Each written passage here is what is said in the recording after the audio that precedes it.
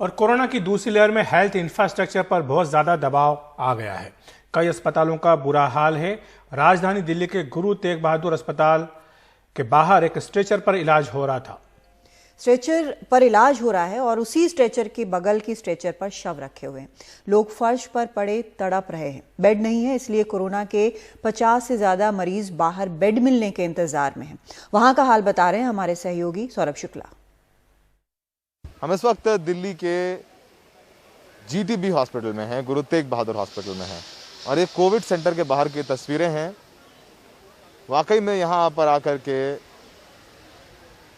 शरीर सिहर जाता है। ये आपके सामने आप देखेंगे, यहाँ पर एक कोरोना मरीज़ है जिनकी मौत हो गई, उनकी लाश यहाँ पर है और अभी तक उसको क्रिमेशन के लिए नहीं ले जाया गया है। और आप देखेंगे कि यहाँ मरीज़ आ रहे हैं, अंदर जगह नहीं है तो बाहर स्ट्रेचर पर लिटा करके उनको ऑक्सीजन दिलाई जा रही है। वो सामने देखेंगे एक बुज़ुर्ग महिला है, उनको स्ट्रेचर पर लिटाकर ऑक्सीजन दिलाई जा रही है। और आसपास जितने भी आपको लोग दिख रहे हैं ये सब कोरोना के मरीज़ हैं जो कि यहाँ पर अपने इलाज कराने के लिए आए हैं। और यहाँ पर एक नहीं 3 से 4 डेड बॉडीज़ हैं जिनकी कोरोना से डेथ हुई है, लेकिन कई घंटों बाद भी इनको यहाँ से एम्बुलेंस ले जा कर के मॉर्चरी तक या फिर शमशान गृह तक नहीं ले जा पा रहे हैं क्योंकि इतना ज़्यादा वर्कलोड है।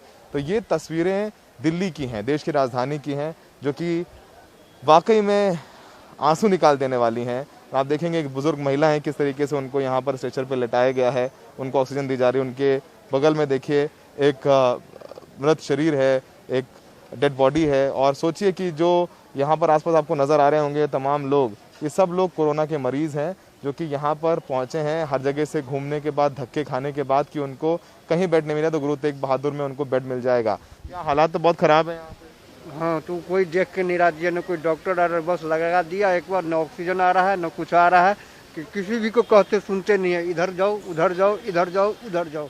तो बताइए इस हालात में क्या होगा, ठीक हो जाएगा?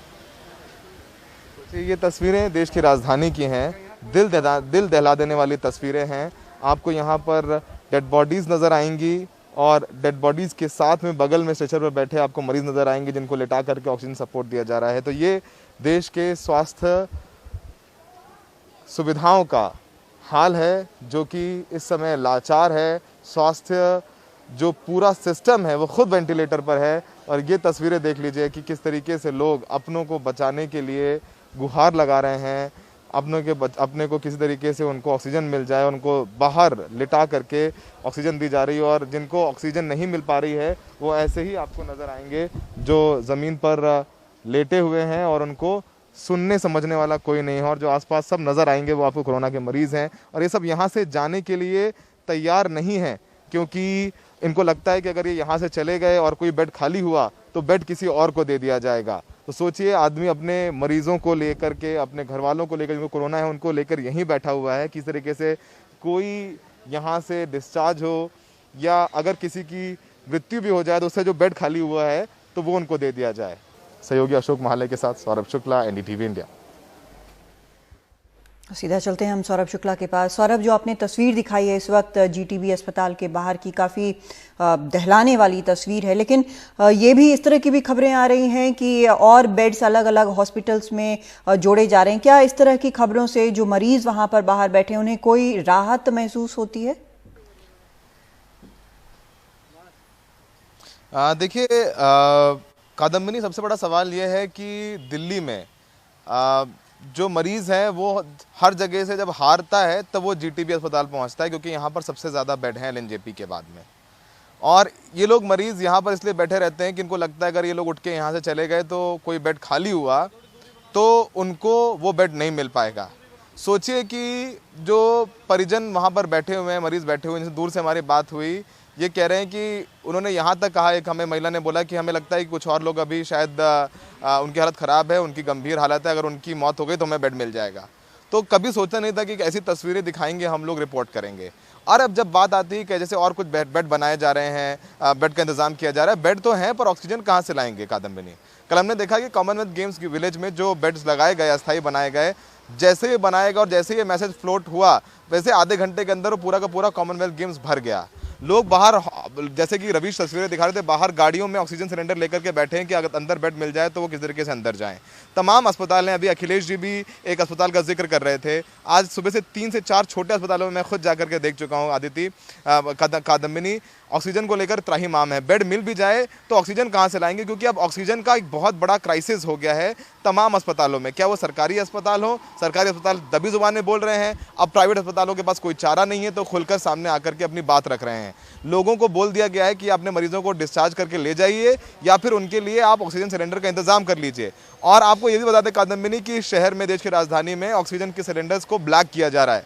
एक ऑक्सीजन सिलेंडर 20 से 25 हज़ार रुपये में दिया जा रहा है। सोचिए, जो गरीब आदमी है, लोअर मिडिल क्लास का आदमी है, वो एक सिलेंडर 20 से 25 हज़ार रुपये कैसे अफोर्ड कर सकता है। वो भी कोई बादलपुर भाग रहा है, कोई नोएडा जा रहा है, कोई गाजियाबाद जा रहा है, कोई मेरठ जा रहा है। लगभग 500 से 600 किलोमीटर लोग दौड़ रहे हैं, उनके परिजन दौड़ रहे हैं किस तरीके से ये सांसें मुहैया कराई जा सके।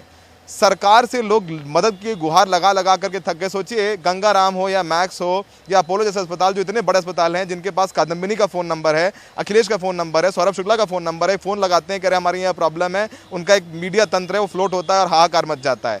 लेकिन सोचिए, वो छोटे अस्पताल कहाँ जाएँ, जिनको सौरभ शुक्ला का, अखिलेश शर्मा का नंबर निकालने के लिए भी 15 से 20 लोगों को फ़ोन करना पड़ता है कि वो हमें ये सूचना दे दें कि हमारे यहाँ ऑक्सीजन ख़त्म हो रही है, हमारे यहाँ भी आके कवर कर लीजिए।